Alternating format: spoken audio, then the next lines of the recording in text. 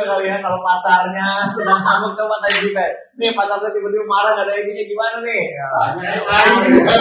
Luar biasa. Kalau saya curhat lagi, kita potong gitu ya. Asal jalan masalahnya lebih poin. Kalau berpisah, itu yang berapa ya?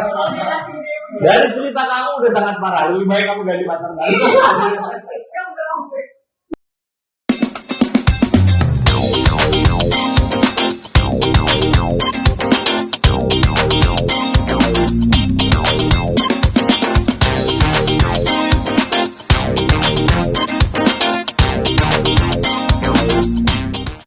Oke, kita mulai lagi. Assalamualaikum warahmatullahi wabarakatuh. Sobat-sobat kreatif, selamat berjumpa kembali di podcast kami Komunikasi Plus, di mana kita akan menjelajah Komunikasi Tanpa batas. baiklah. Oke, teman-teman, kira-kira kita mau bahas apa nih? Jenis komunikasi apa nih yang kita bahas saat ini? Apa ya? Ada ini nggak lo? Gue bingung nih. Apa kira-kira yang seru akan kita bahas hari ini? Karena banyak sekali kan kasus-kasus komunikasi nih. Bahas politik. Wah, Aduh, kalau berat. Nah, kita nih, kok diam-diam oh aja iya, tadi. apa Wid? Kira-kira Wid? Enggak pak, ini lagi anak-anak lagi pada UAS. Oke. Tapi bingung gini, ini UAS anak-anak keren banget. Anak sekarang kreatif banget. Dan lihat deh, keren banget hasilnya. Oh iya dah. Nah ini nih, karena ada AI ya. Ada AI. Oke, Tapi nggak semua anak nih. Tapi Iya, kita iya, bahas iya, tentang iya. AI ini menarik ya. Mereka, cuy. Menarik sih. Oke, seru ya kayaknya ya. Mungkin kita coba bahas tentang AI ya. Bahwa AI itu nggak cuma untuk kuliah aja kan, tapi luar biasa memang. Seberapa jauh sebenarnya ya AI bisa membantu kita gitu loh. Bener-bener ini. Oke, sebelum kita bahas lebih lanjut, sebenarnya kalau Wida sendiri gimana? AI itu gimana sih menurut Wida? Sebenarnya sih kehadiran AI ini sebenarnya sih bagus ya Pak untuk preferensi ya. Oke. Kita yang akademisi, dosen, apalagi untuk mahasiswa. Tapi menjadi sebuah ancaman Pak. Ancaman ini dalam artian kenapa? Ini kalau misalkan disalahgunakan, nah ini membuat generasi kita agak malas untuk berpikir seperti itu. Tapi bagaimana kita bisa memanfaatkannya ke arah positif ya Pak ya. Oke. Terkait dengan ide, mungkin konsep, oke. Tapi kalau untuk pengembangan asal jangan dijebak bener-bener nggak sih? Iya. Ya, karena kan dosen juga. Tapi dia setuju apa nggak nih ada AI? Selama digunakan dengan baik, nggak apa-apa kan ya? Betul. Kalau nggak dibilang nggak setuju ya, karena membantu banget ya Pak. Tapi dibilang oke. setuju ya kalau bisa balik lagi sih ke orangnya ya. Oke. Bagaimana dia menyikapi kehadiran itu. Oke. Kalau Mas Tri?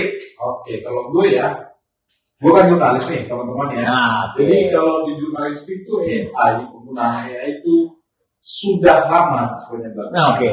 Bahkan bisa dikatakan jurnalisme lah yang salah satu wilayah di mana AI itu diperkerakan sebenarnya. Sudah lama. Dulu ada yang namanya BBC atau beberapa media luar yang sudah menggunakan pola-pola AI dalam hal pemberitaan. Itu terjadi di tahun-tahun 2011-2012, lama banget sebenarnya gitu ya.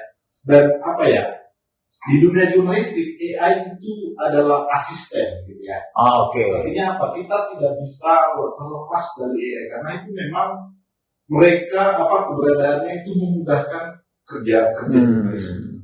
Hanya saja dalam hal penggunaannya itu pada akhirnya perlu pengaturan sehingga AI itu bisa tidak merusak yang namanya etika dalam membuat sebuah pemberitaan misalnya seperti itu. Nah itu kemarin Dewan Pers itu kalau nggak salah ya, dia membuat peraturan namanya Peraturan Dewan Pers nomor 1 tahun 2023 tentang pedoman penggunaan kecerdasan buatan dalam pemberitaan supaya berita yang menggunakan AI itu bisa benar-benar tidak melanggar yang namanya kode jurnalistik. Itu sih. Oh, udah sampai sana ya berarti. Udah sampai sana. Asal buat berita yang asal gitu ya. Ya, Sehingga emang sesuai dengan kaidah dan etika gitu ya. betul sekali. Oke, kalau Mas Tri itu orang kreatif. Orang kreatif kan, kelihatan orang kreatif. Jadi dari sudut pandang banyak ini Pak. Iya makanya ya. Saya bingung ya selalu ditaruh di akhir ya. Antara harus lucu atau harus keren banget gitu kan. Jadi Bebas. Kan personality-nya beda-beda nih. Menarik kan gitu ya, bukan gitu ya? Kalau akhirnya harus Harus. kalau awal masih Tapi saya mau setuju tadi apa kata Mas Tri ya. AI itu kayak asisten. Menurut saya juga kayak asisten. Kenapa? AI itu pertama nggak pernah ngeluh, Pak. Yang kedua, kita bisa diskusi kapanpun dan dimanapun. Gitu loh. Mereka selalu siap. Gitu. Gak ada capeknya gitu.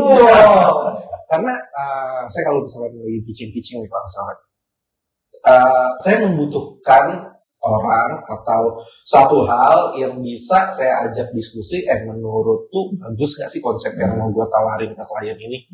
Kalau kita curhatnya ke ibaratnya orang yang di kantor, apalagi Tuhan atau staff kita, pasti dia bilang, keren nih Pak, keren. Karena nggak enak gitu kan. Ntar kalau gue bilang, Masih subjektif. betul. Kalau gue bilang jelek, nanti gue disuruh mikir nih, kan gitu. Bener nggak? Tapi kalau sama AI, terkadang mereka memang Jujur. Nah, itu kalau jelek ya mereka bilang jelek. Tapi mereka di situ kasih, gimana kalau gini nih? Gimana tambah referensi tambahan yang lain gitu sih. bagus untuk referensi. Benar, untuk referensi itu. Jadi kalau staff itu dia pas bilang apa? Itu nih Pak. Ya. Ada ketawanya. Ketawa staff gitu. Setuju sih, itu semua setuju. Cuman tadi concernnya Wida setuju juga gua gitu. Bahwa yang namanya AI itu akan membuat orang jadi malas mikir. Karena biasanya akhirnya ya kayak gini lah, kalau kita jadi orang kaya, kita punya pembantu yang jago gitu. Ya ngapain kita ngerjain sendiri, akhirnya bisa jadi kan kita jadi tumpul gitu loh. Betul lah ya gitu. Nah kira-kira gimana nih? Kalau yang kayak gitu tuh, Wida terutama yang punya concern utama itu. Nah, sebenarnya kan balik lagi kan, kita kan harus punya kalian soft skill. Bagaimana creative thinking kita main. Nah, ini jangan sampai generasi-generasi kita akan butuh hal itu. Karena kita ketergantungan. Kalau misalkan itu tidak ada, misalkan, bagaimana kita sudah ketergantungan dengan AI. Nah, ini jangan menjadi sebuah proxy war gitu. Yang memang kita nggak tahu hal ini terjadi, ya kan soft banget, tiba-tiba next time bisa menghancurkan generasi-generasi kita. Nah, ini yang patut kita bahwa selain diwaspadai tapi diperhatikan juga ya. Maksudnya saya sebagai pendidik ya, bagaimana anak-anak ini, makanya banyak saya mengalihkan kepada perkuliahan itu tugasnya ya, itu lebih kepada proyek Pak. Kenapa? Jadi anak-anak selain sekalian misalkan dia menggunakan AI untuk melihat sebuah ide kayak tadi yang Wisnu sampaikan kan, tapi di sisi lain gitu kan, dia mampu menggunakan creative thinking dia. Dari bagaimana cara dia mengembangkan ide-ide tersebut. Melalui apa? Implementasi sebuah proyek. Nah, ini yang memang harus mungkin ya beberapa teman-teman di akademisi ya harus ke arah sana. Saya setuju banget dengan adanya kurikulum OBI. Setuju sih, cuman ya again, mungkin juga di Mas Tri ya, seorang wartawan gitu yang biasanya dia turun langsung ke lokasi, cari berita, sumber berita, akhirnya gampang nanti lewat AI aja gitu. Bukan ini menjadi, apa ya, kita takutnya jadi manja gitu loh. Yang ngapain kita, kayak dulu zaman kita semua masih belum ada AI kan, kalau riset ya turun ke lapangan, kita lihat langsung, ketemu narasumber gitu loh. Itu kan beda dengan kalau kita tiba-tiba hanya mengandalkan AI. Apakah akan menghasilkan sebuah generasi yang, apa ya, jadi manja, jadi malas, karena sudah ada semuanya gitu, generasi-generasi instan gitu. Potensi itu ada nggak sih kira-kira khususnya di jurnalistik nih? Kalau di seorang investigator. Jadi gini, kalau di dunia jurnalistik, AI itu memang ya pasti ibaratnya tuh sebuah kemajuan, sebuah pembaruan itu pasti ibaratnya konsekuensinya bermata dua gitu ya, dia bisa berakibat positif, dia juga bisa berakibat negatif. Nah di dunia pendidikan saya sepakat dengan Wida itu bahwa harus membangun critical thinking seorang mahasiswa gitu ya.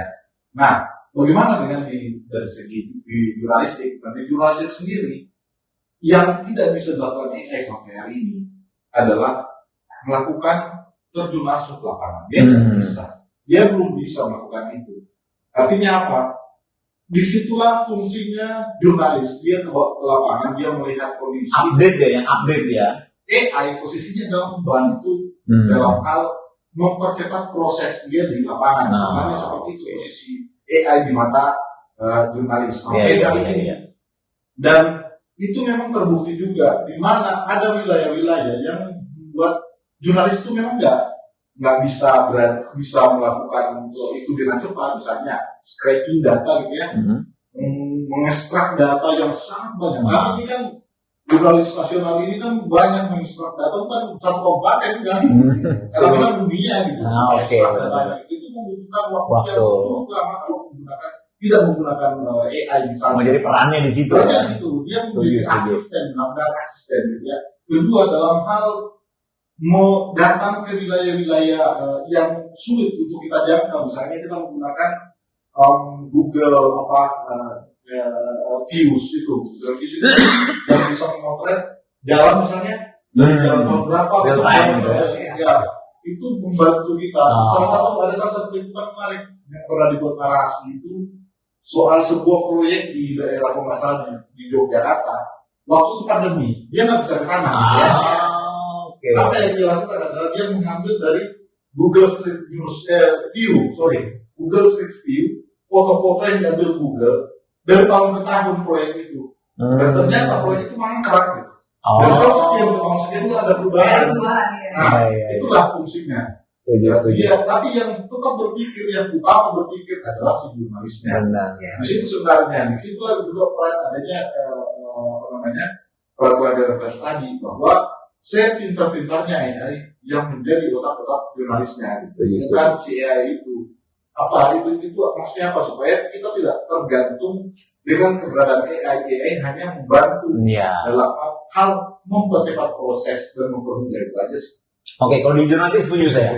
Karena memang kalau ada kejadian misalnya ada pembunuhan di sebuah tempat, AI kan pasti belum dapat datanya, sehingga wartawan nggak bisa langsung gitu.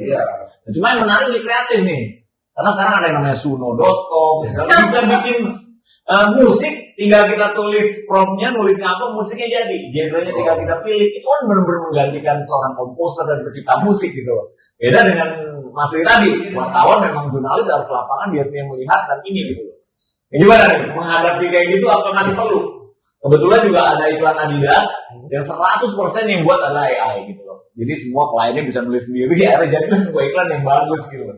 Nah, itu kan sebuah ancaman buat bisnis kita.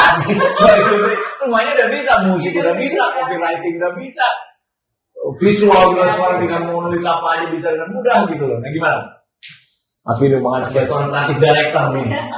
Kalau saya lebih kerasa ya Pak ya, lebih kerasa. Tadi yang disampaikan Mbak Wida, soft skill itu penting. Dan beberapa waktu yang lalu saya sempat ikut di perkumpulan yang isinya HR semua Pak. Di mana ketika ngumpul itu AI ini juga jadi pembahasan nih. Gitu. Tapi yang menariknya adalah ternyata sekarang HRD itu nggak cuma nyari orang yang kompeten di hard skill-nya, tapi di soft skill-nya. Kenapa? Karena mereka semua udah sadar, semua itu udah ada AI.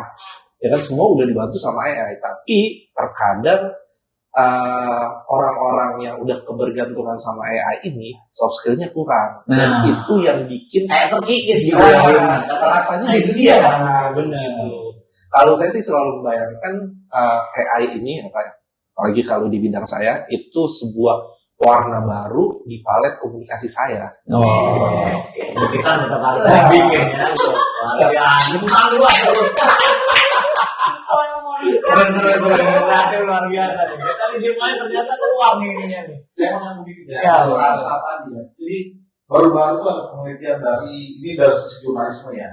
Dari Reuters Institute itu mengatakan bahwa berita itu dari hasil surveinya terhadap 6.000 pembaca gitu ya, itu menyatakan bahwa berita yang digunakan AI dengan berita tidak digunakan AI, orang pembaca atau masyarakat lebih menyukai berita yang tidak digunakan AI. Kenapa? Itu ada rasa. Ada rasa pakai hati ya. Ada apa ya? Sesuatu yang disentuh oleh manusia itu masih sangat real di tangan pembaca juga, di mata pembaca gitu ya, sehingga mereka lebih cenderung menyukai berita-berita dari jurnalis asli daripada itu dari AI gitu. Rasa yang penting, emosinya kan lebih ini kan. Cuma katanya AI itu kan learning machine gitu. Jadi dia belajar semuanya gitu. Akhirnya kan bisa tahu yang disukai orang, yang engagementnya tinggi ini, yang kontennya ada emotional attachmentnya. Cepat atau lambat itu kan pasti dipelajari oleh AI. Sehingga mungkin nanti 2-3 tahun lagi Dia udah bikin exactly sama seperti, mungkin gak sih kalau mereka juga akan punya rasa akhirnya gitu. Kan bisa merasa bahwa saya kalau nulis begini, ini pasti nggak engagementnya nggak bagus gitu loh. Nggak tahu nih ke depan kan belum tahu. Kalau mungkin lanjut tulis lagi. Gimana nih? Oke, kalau dari sisi saya lebih ke nilai AI itu mereka bisa ngebaca, tapi ngebacanya itu orang yang nulisnya Pak. Karena gini, saya Pak pengguna ChatGPT garis keras ya Pak ya. Bahkan saya nulis promptnya. Nah, ketika kita nulis mereka kan udah sadar ini siapa yang nulis nih, gitu. Dan ketika kita tulis terus-menerus, mereka kan akan menyimpan. Tapi yang mereka simpan, patternnya dibaca ya. Nah, yang mereka simpan adalah gaya tulisan saya, emosi dari diri saya, bukan emosi dari semua orang. Nah, ini juga yang harus diperhatikan. Dan siapa yang bisa baca emosi semua orang? Ya kita manusia, gitu loh. Kayak ini saya yakin nggak akan bisa nih. Sementara ini belum bisa dikalahkan gitu ya. Sementara loh tuh. Sementara maksudnya. One day bisa jadi gitu. Agak sulit. Nah, dia menurut ini saya sulit. Saya benar banget katanya Luis. Itu yang membedakan apalagi kita dalam hal berkomunikasi. Kita harus memainkan sebuah rasa dan emosi. Nah, Emang keren. Dia asistennya bisa membaca apa yang memang riwayat kita ya, maksudnya kesukaan dan lain sebagainya. Tapi balik lagi saya setuju. Emosi kita, rasa itu kayak sebuah feel itu belum tentu itu merasakan. Contoh dalam hal misalnya sisi pelayanan. Apakah misalnya pelayanan nih face to face atau apa ya? Misalnya ada robot dengan kecanggihan yang luar biasa.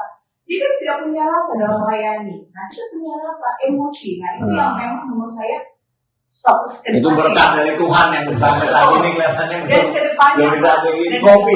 Sampai menurut saya sampai kapanpun itu tidak bisa diganti. Oke. Karena manusia itu sudah ya biasa ditakdirkan sama Tuhan salah satu makhluk yang sempurna. Baik. Nah, terkait dengan AI ciptaan manusia. Ya, betul. Terkait tadi soal tulisan atau produk dari AI, saya ketemu beberapa waktu lalu itu salah satu pakar dari ITB. Dia mengatakan bahwa bahkan AI hari ini bisa mengikuti pola penulisan yang typo gitu. Jadi kita kasih typo dikit ya, kasih typo sama dia gitu. Jadi memang dia bisa masuk ke wilayah-wilayah yang itu sedikit personal di dalamnya. Tapi ingat teman-teman bahwa AI sampai hari ini belum memiliki yang tadi rasa itu. Kecuali rasa itu ada sama dia. Kecuali kemauan ibaratnya. Salah satu dosen minus kemarin mengatakan, kecuali AI sudah punya kemauan itu sudah berbahaya gitu. Nah itu kan contoh film Skynet di dalam film atau film yang satu tuh apa? Yang lebih lama lagi bisa jalan ke tembok tuh apa namanya itu? Spider-Man ada juga. Mereka kan bisa berpikir tuh punya kemauan. Selama AI tidak punya kemauan, itu tidak akan bisa terjadi dan tidak akan bisa menggantikan kita. Tapi kalau dia sudah punya kemauan itu sudah berbahaya. Itu makanya dia punya feeling ya. Semua jurnalisme maupun dosen maupun. Wah ngeri. Emang sekarang kalau ada kemauan ya Pak ya. Oh itu pantas. Ada kemauan. Oke, ini menarik juga karena kebetulan waktu itu saya ketemu sama teman, dia cerita bahwa ada orang Singapura itu mencari sarjana prompt engineering. Jadi bayangin sampai segitu spesialnya prompt aja. Itu sampai harus ada jurusan kuliah khususnya gitu kan. Itu sebenarnya kan Singapura ya tahu lah, mereka kan center of dunia juga di situ kan gitu. Jadi mereka kayak bisa membaca the future bisnis itu seperti apa gitu. Dia mencari itu dan kita belum ada gitu. Belum ada jurusan khusus prompt doang kan. Ini mungkin prompt doang apa susahnya, ternyata itu luar biasa. Karena dengan prompt yang berbeda hasilnya kan akan luar biasa kan. Nah sekarang bisa dibayangin kalau Mas tadi bilang kalau prompt kita semakin canggih dan itu udah menyentuh emosi, ya berarti kan si learning ini juga belajar si AI ini kan. Dia belajar bahwa wah ini ada feeling nama ini yang bisa jadi tadi punya keinginan one day. Nah udahlah kita diperintah sama Skynet dan dunia ini lah. Gila luar biasa. Saya langsung berimajinasi ke situ loh. Gimana ceritanya nanti komputer kita yang biasa kita pakai mereka berbalik loh. Berbalik Ya, siapa tahu dia kan bisa masuk ke lampu ya kan? Aduh. Itu ngeri kok di sama. Kan pernah ada nggak? Ada iklan di ini yang smart home itu loh. Yang ada orang nyalain lampu, Itu masukin air, Ya, itu sebenarnya AI kan? IoT itu IoT. Iya, tapi AI kan itu dari AI juga gitu. Terus tiba-tiba dia cabut giginya ngomongnya, berantakan. Lucu sekali iklannya kalau bisa lihat gitu. Itu menunjukkan bahwa segitu hebatnya kalau si ini udah mau ngomong, nyalain lampu, nyalain air. Di air kita marah dan luar biasa kan sebenarnya. Mengerikan sekali kan yang ada iklan itu. Beberapa, kalau nggak salah tahun lalu ya, akhir tahun lalu itu ada berita dari Korea. Salah satu mesin pembersihnya itu bunuh diri gitu. Ada kemarin tuh, menarik tuh beritanya itu menunjukkan Mesin bahwa bunuh diri keren. mesin bunuh diri karena dia kecapean. Terlalu capek. Nah itu dia menggunakan teknologi AI sebenarnya itu untuk tulisan itu ya. Dan artinya apa? Memang wilayah-wilayah personal itu mungkin suatu hari bisa dimasuki oleh AI. Suatu saat ya. Dan itu harus dijaga sebenarnya. Benar. Karena itu sudah banyak film yang memprediksi itu. Baik itu Terminator, Avenger kemarin ketika siapa Tony Stark membuat apa sih sebuah robot yang bisa itu ternyata dia banyak si Jarvis gitu ya, ada kan ya. Nah, karena dia punya kemauan, dia merasa bahwa dunia ini hancur oleh manusia sehingga manusia harus dikurangi. Nah, itu adalah hal-hal yang memang kita tidak inginkan di AI ini. Nah, artinya kita nih sebagai konsumsi bahasanya tidak boleh merana cara kecanduan lah bahasanya. Nah, seperti kita harus membatasi diri dan khususnya untuk generasi kita ya. Nah, itu ditakutin. Critical thinkingnya, agar apa? Agar kita bisa memfilter dan juga kita bahasa membentengi diri kita gitu. Jangan sampai terhanyut. Kalau sudah terhanyut, itu tadi ranah privasi kita habislah kita akan memakan betul sama sekali. Apalagi masukin misalkan golongan darah, golongan darah dia. Lalu nama gue tidak, curhat nih gue sedih banget sama saya sendiri golongan darah. Habis lama-lama sampai data pribadi kita juga kena gitu aja gara-gara golongan. Nah, sebagai pengajar kira-kira seperti apa nih? Kan terus terang nih Mbak Wida ya.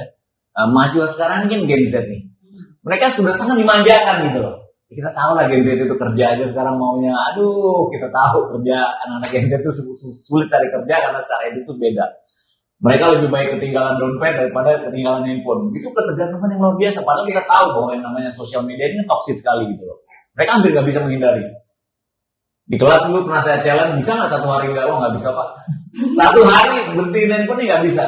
Bisa bayangin kalau ketergantungan dan kemudahan AI itu membuat hidup mereka lebih nyaman. Mereka akan terus melakukannya gitu. Dan akhirnya ya seperti handphone.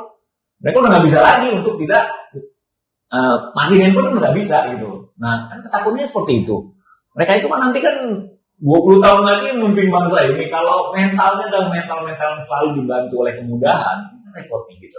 Nah sebagai pengajar kira-kira apa yang mau saran ini mau ke mahasiswa supaya tetap punya mental yang kuat bahwa semua kembali ke kita, jangan percaya sama alat bantu, itu penting sekali nih. Kalau saya suka ngasih tahu sama mahasiswa saya, janganlah kalian itu jadi generasi strawberry gitu. Saya suka strawberry dia bagus ya, kayaknya kan bentukannya.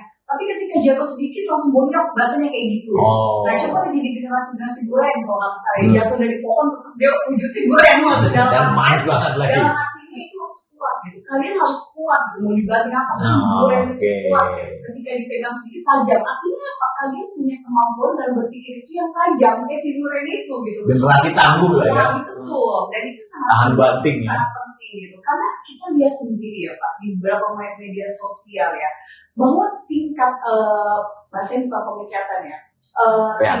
Betul, banyak yang di-cut lah bahasanya. Anak-anak pekerja ya, itu adalah pekerja-pekerja anak-anak Gen Z. Iya benar. Artinya apa nih? Apakah dari soft skill-nya yang termantap? Nah makanya karakter building itu sangat dibutuhkan. Sangat dibutuhkan terkait dengan hal yang paling awal adalah etika. Itu penting banget. Jangan sampai gara-gara mohon maaf ya, perkembangan digital sekarang membuat anak-anak itu secara etika lama-lama tuh agak hilang gitu loh. Itu yang sangat penting ya, karena bermedia sosial aja sekarang kita lihat nggak kaget lagi ketika anak-anak itu mohon maaf secara etika dalam bermedia sosial itu udah mulai nggak bagus lah maksudnya. Itu terasa sekali. Kalau Mas Tri sebagai seorang jurnalis, ada perbedaan nggak jurnalis zamannya Pak Gunawan dulu sama Gunawan Muhammad sama yang anak-anak sekarang jurnalis kan ada nih gitu loh. Yeah. Apakah memang attitude atau soft skill-nya juga berbeda? Pasti ya, ada perubahannya. Jadi teknologi itu kan sangat mengubah gitu ya. Ya. Even itu bukan Pak Gunawan Muhammad misalnya. Saya dengan generasi, saya milenial dengan generasi milenial Z ya. Ya generasi Z itu sangat beda jauh. Contohnya baik dalam hal bagaimana dia mencari informasi, baik dalam hal bagaimana dia memproses informasi tersebut gitu ya. Nah hari-hari ini kalau kita melihat banyak banyak jurnalis itu yang masih kesulitan melakukan pencarian informasi di lapangan lebih komprehensif dibanding generasi-generasi pendahulunya itu karena mereka sangat tergantung dengan keberadaan teknologi gitu ya.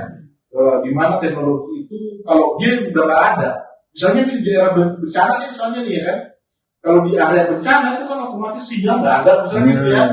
Handphone mungkin nggak bisa di apa sih namanya di tangan langsung mati angin tuh. Ya, itu kalau seperti itu dia bisa stuck tuh kalau kita tidak kasih dia feedback yang bagus gitu ya. Nah keberadaan kami yang generasi milenial, di mana generasi milenial ini orang yang berada saat transisi ya dari manual ke teknologi, itu mengantar mereka ke situ. Nah tapi saya pengen sedikit membahas soal tadi yang disampaikan Ida. Bagaimana hari ini banyak Gen Z yang tidak lagi dipergunakan dalam kerjaan, mudah dipecat atau susah cari kerja. Saya beberapa kali teman-teman yang punya usaha, mereka bilang saya tidak mau rehabilitasi gitu. Banyak gitu. Ada pengusaha roti teman saya dia bilang, wah nggak bisa saya cepat banget ini bosan gitu. Ya bosan. Itu tadi kayak si generasi strawberry. Ya. Itu bos dikit langsung nongol. Akhirnya main tuh mentalnya. Full sosial media. Curhat sosial media. Aduh. Pokoknya mereka tidak bisa menurut kesimpulan dari yang saya dapat ya bahwa generasi itu tidak bisa dipegang gitu dalam tanda petik gitu. Ya. Mungkin perlu energi yang lebih besar untuk mengarahkan mereka. Nah, inilah yang dilihat oleh negara-negara luar, di mana seperti Kanada misalnya. Kanada tuh mereka menganggap bahwa teknologi gagal menciptakan generasi yang kuat seperti yang makanya mereka membalikan lagi mereka menulis sekarang kan. Mereka mereka tidak lagi menggunakan teknologi di SD-nya. Mereka balik. Jadi Malaysia-nya dibalikin lagi ke awal. Kita lihat di Amerika misalnya, sekarang udah batasi TikTok nggak boleh masuk ke Amerika karena mengatakan bahwa teori Brian Roth itu loh, tahu kan ya? Yang otak yang rusak gara-gara dia mengkonsumsi konten-konten yang tidak bermanfaat. Tidak penting. Itu membuat masyarakat di Amerika tuh cenderung sulit untuk beradaptasi. Saya pikir di Indonesia itu harusnya seperti itu. Setuju. Pembatasan medsos untuk usia tertentu itu harus dilakukan gitu ya. Dan begitu pun di dunia jurnalistik mungkin perlu ada sejenis formulasi barangkali bagaimana jurnalis muda ini bisa dia di awal tuh bisa lebih tangguh secara critical thinking, lebih kuat dalam hal melakukan pekerjaan tanpa harus betul-betul tergantung dengan teknologi apalagi AI itu. Iya menarik sebenarnya. Ini terlalu panjang. Kebetulan juga karena saya kan Gen X nih. Yes. Saya generasi di mana yang menarik ini saya mengalami masa di mana belum ada handphone, belum ada internet, apalagi sampai seperti sekarang gitu. Jadi yang kita cari dulu kalau mau riset harus benar lapangan, kalau brainstorming harus nyari ide, dan cari ide itu supaya bisa dapat cepat kita harus banyak baca buku ke perpustakaan dan beli buku dan segala macam. Nah, sekarang kan semua bisa di googling gitu. Nah saya merasakan banget semua proses itu gitu loh. Jadi mungkin yang teman-teman bilang tadi benar juga bahwa memang yang pertama harus dibangun adalah fondasinya. Karena sekarang saya nggak bisa melakukan filter gitu loh. Ini nggak bagus nih, ini nggak bagus. Karena saya memang merasakan dulu gimana caranya membangun sebuah katakanlah nyari ide gitu. Nyari ide itu setengah mati gitu. Brainstorming setengah mati katanya referensinya nyari kemana-mana. Sekarang kan dengan mudah. Nah akhirnya saya bisa tahu, nih nggak bener nih prosesnya, ini pasti sembarangan, ini pasti hoax dan segala macam gitu. Nah jadi mungkin memang bener sekali tadi Mas Tri dan Mbak Linda bilang bahwa memang yang paling penting foundationnya harus dikuatin dulu. Tadi orang kembali menulis itu juga membuat kita jadi mulai ya untuk menjadi generasi tangguh gitu kan, sehingga pada saatnya nanti mereka menerima terpaan sosial media yang isinya sangat sembarangan itu, mereka sudah melakukan self filtering sendiri sehingga mereka bisa tahu mana yang baik dan yang nggak baik. Menarik sih. Oke, sekarang dari kreatif. Yang tahu kepala gue tuh kreatif itu di bintang berpikir segila-gilanya. Karena dia terakhir harus dong. Kita lihat segila apa kita bisa memanfaatkan AI gitu kan dengan baik tentunya. Begini ya, kalau saya melihat AI itu saya menganggap AI itu sebagai rekan kolaborasi. Rekan kolaborasi di mana kita jangan ketergantungan dengan AI karena kita harus menggunakan soft skill yang kita punya juga yang beliau nggak punya, tapi apa yang beliau punya dengan informasi yang sekian banyak ya. Soalnya kalau saya melihat sekarang informasi itu udah kayak hujan deras, gitu. Udah nggak bisa kita tampung lagi, benar nggak? Kita kalau misalkan baca berita aja ada berapa ribu berita sekarang yang dalam hitungan menit gitu, dan nggak mungkin bisa kita baca semua.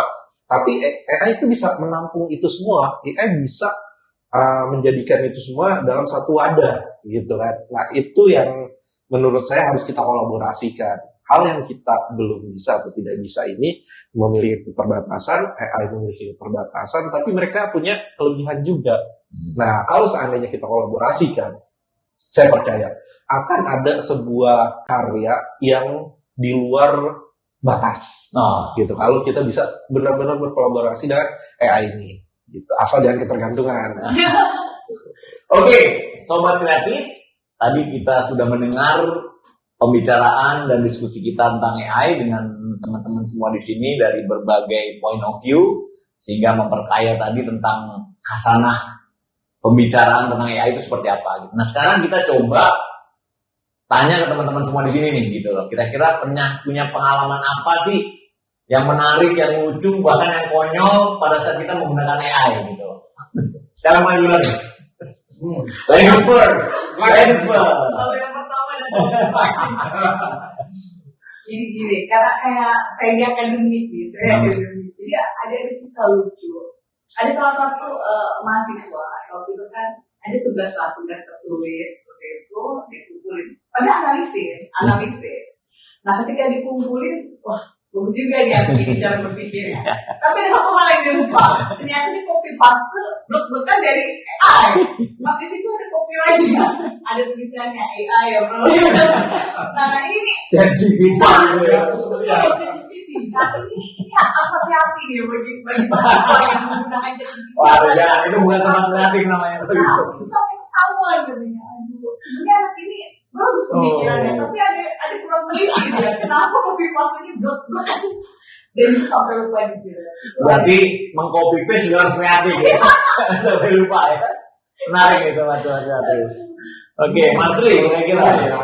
Kalau aku tuh banyak banget menggunakan AI dalam hal pembuatan berita ya. Tapi yang lucu yang mana ya? Semua serius soalnya. Karena itu sangat membantu bagi tempat saya bekerja ya. Baik itu dalam hal data maupun dalam hal brainstorming ya. Itulah. Tapi suatu hari saya pernah lagi mau pulang dari kantor, dan saya agak bosan gitu ya dengan suasana jalan, ya kan. Sampai pada akhirnya saya pakai iPhone, dan saya berusaha berbincang dengan Gemini. Gitu ya. Jadi saya tanya tuh, saya ngobrol banyak hal tentang teori tentang sampai pada akhirnya saya capek juga ngobrol saya tanya soal hubungan pasangan suami istri. Sensitif ya. Bukan hubungan ini ya, artinya bagaimana sih relationship ya. Dan saya kaget dengan jawabannya. Itu padahal yang free loh. Dia sangat personal menjawab. Kalau seumpama kamu istrimu mungkin lagi ngambek, marah gitu ya. Kamu tuh harus ngapain gitu. Saya tanya. Sampai sebetulnya bisa ya. Dia memberikan memberikan contoh misalnya kalau kamu nggak bisa menyampaikan perasaan ke istri, kamu bisa menulis di Ini kayak malah pribadi ini. Kalau dia stuck sama istrinya, dia tanya gini nih. Luar biasa ini. Menghadapi istri perlu Jadi saya menggunakan AI untuk menjadi referensi. Menarik juga ini AI itu gitu kan. untuk mengatasi istri yang sedang ngambek ya. Mungkin sobat-sobat kreatif juga kali ya, kalau pacarnya sedang ngambek coba tanya kita. Nih pacarnya tiba-tiba marah nggak ada idenya gimana nih? AI gitu kan. Luar biasa. Gak usah curhat lagi, kita mau tahu gitu ya. Asal jalan maksudnya itu lebih boring kalau berpisah. Kayak yang berapa kalau dikasih dia. Dari cerita kamu udah sangat marah. Lebih baik kamu ganti pacar baru. Yang berapa? Oke. Oke, luar biasa, menarik. Masih itu nih anak kreatif nih biasanya nih. Lagi-lagi ya. Lagi-lagi ya. Lucu. Abis lucu banget. Save the best for last. Mas Vino. Oke. Cerita AI apa nih yang seru nih yang bisa kita sharing sama sobat-sobat kreatif nih? Kalau tadi Mbak Wida kan di kantor ya. Di Kampus. Kalau saya lebih di kantor sih. Jadi ada satu desainer. Dia nih nggak pernah terbiasa pakai AI. Emang dia dari dulu idealisnya tinggi. Oh, Dia pengennya segala sesuatu dia ciptakan sendiri kan. Oke, Tapi ada satu ketika saya meminta dia buat kirim email follow up ke klien. Oke, minta kirim. Dia kan dia biasa ngetik nih. Akhirnya apa? Dia coba-coba pakai AI. Dia tanya ke AI, buatkan saya email follow up. Ya kan? AI-nya balas. Selamat siang Bapak, Ibu. Ini adalah email follow up. Terima kasih. Dia bingung. Kok cuma begini ya? Akhirnya apa? Beneran dia kirim ya? Wah, ini idealisme kebablasan. Idealisme kebablasan nih. Dari Pak Her coba. Ya kalau saya sih waktu itu yang paling sering karena AI ini hampir semua orang yang udah bisa pakai, termasuk klien gitu. Sehingga klien lalu sering sekali men-challenge agensinya dengan mencoba mencari ide-ide dari AI. Dan pada saat kita presentasi langsung tanya, saya punya ini di mana ya, dibandingin gitu. Untung sih kita yang menang waktu itu, jadi kliennya, oke, lu lebih pintar dari AI, gue bayar lu deh gitu. Bayangin kalau kita waktu itu kalah, ngapain lu bayar lu, pakai AI aja bisa kan gitu. Jadi dia pakai ikutin kompetisi atau gimana? Enggak, si kliennya cuma pengen tahu aja gitu. Dia mencari sendiri ada slogan. Waktu dia bikin slogan, nyari slogan. Tolong bikin slogan produk ini gitu. Si klien bikin sendiri. Nah pada saat kita datang presentasi, kita buat slogan kan. Gitu. Di challenge nih ada slogan ini menurut tuh gimana gitu. Akhirnya dibikin riset. Kasih ke beberapa orang yang menang untuk yang kita gitu. Bayangin, kalau kita kalah kan itu. Mungkin kompetitor yang lain itu pakai ini sama ini sama yang gue sudah. Tapi beda nih, oke lagi nih, bener-bener. Apalagi kalau kita sama AI kan, terus promnya sama gitu. Kan sama gitu. Ya mungkin ya tadi bener lah, kita juga semua tahu bahwa yang Wida bilang tadi memang soft skill-nya yang harusnya ini saat ini masih jadi ini kita ya, yang masih belum bisa tergantikan gitu. Mudah-mudahan masih lama lah nanti digantikannya supaya kita bisa masih bisa di atas AI gitu. Betul, tapi memang pesan banget untuk generasi-generasi. Benar, ini jadi concern kita nih. Benar. Jangan ketergantungan dengan apapun, karena dengan ketergantungan itu lama-lama akan membunuh kita. Bahasanya seperti itu kurang lebih, membunuh kita pelan-pelan tapi pasti. Jadi memang kita harus antisipasi di sisi apapun terkait literasi digital dan lain sebagainya itu memang sangat penting.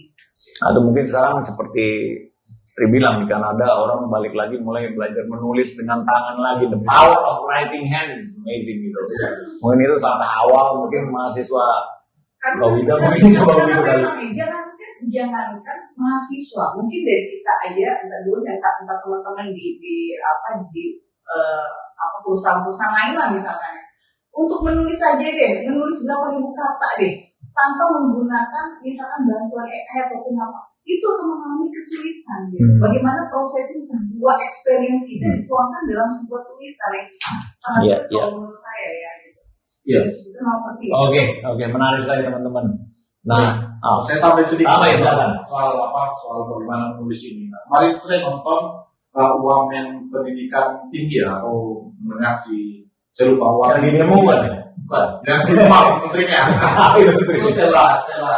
Smart one itu. Dia cerita bahwa ketika dia masuk pertama kali di Harvard University, tadi cerita itu kalau nggak salah di Candy ya, bahwa dia bilang, kami tidak diajarin apa-apa, yang diajarin ke kami itu adalah bagaimana cara menulis.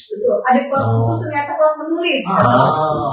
Kenapa kelas menulis? Foundationnya di situ ya. Sebagai fondasi. Sebagai bagaimana menarik nih. dari penulisan itu, dari cara kita menulis itu bagaimana kita mengatur atau pola pikir, cara berpikir itu bisa dilihat dari tulisan seseorang. Dan beberapa hal yang masih terlihat manual gitu ya, itu masih penting untuk generasi kita untuk membangun fondasi tadi itu, untuk membangun critical thinking. Menarik nih. Membangun bagaimana dia bisa menghadapi perkembangan teknologi itu sendiri. Gitu ya. Mungkin dulu ya kalau zaman saya kita masih nulis yang namanya diary. Tiap hari tulis diary. Saya masih dapat itu. Masih dapat ya. Nah, itu mungkin basicnya. Dicurhatin loh, wanita Tapi secara dia langsung yang dibilang Mas Tri tadi benar. Akhirnya dia belajar tentang gimana caranya membangun fondasi tadi gitu loh. Mungkin yang ditulis cuma masalah cinta gitu, tapi kemampuan menulis akhirnya memperkuat soft skill dia gitu, bertambah dan menjadi lebih baik lagi. Oke, sebelum kita akhiri, kita akan bagi kesimpulan. Tapi seperti biasa kesimpulan kita adalah yang paling unik di sini ya, sobat-sobat kreatif. Jadi satu kata saja untuk AI dan kenapa? Gitu. Kita mulai dari Mas Tri ya sekarang. Oke, saya Satu kata untuk AI. Untuk AI adalah apa ya? Mesti berpikir. Satu kata untuk AI apa ya?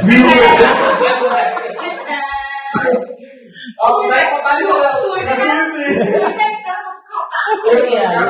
Sulit gitu ya. Terus kemampuan menyimpulkan dalam satu kata itu gitu. Satu kata untuk AI. Nggak tahu. Tidak dulu. Satu kata untuk ancaman. Dalam arti ya, bila kita tidak menyikapinya dengan baik, itu menjadi sebuah ancaman. Tapi kalau kita menyikapinya dengan baik, itu menjadi sebuah peluang. Nah, oke, jadi tinggal di mana kita ya. Betul. Oke, ancaman. Kalau Wisnu, Nggak bisa skip ya. Apa ya? AI adalah provokator. kenapa tuh? Oke. Karena gini, saya kadang yang tadi saya bilang, saya menjadikan AI itu adalah teman diskusi juga. Jadi kadang saya udah punya konsep, saya udah punya ide, saya lempar ke AI, saya tanya. Terkadang apa yang dia sajikan itu lebih out of the box gitu loh. Jadi saya merasa setelah saya diskusi, saya harus berpikir lebih dari itu gitu loh. Jadi AI itu benar-benar memprovokatori saya gimana caranya saya berpikir lebih kreatif lagi gitu loh. Sampai akhirnya ketika saya tanya ke beliau, dia bilang, udah ini udah bagus loh. Oke, sudah tepat. AI adalah asisten. Oke.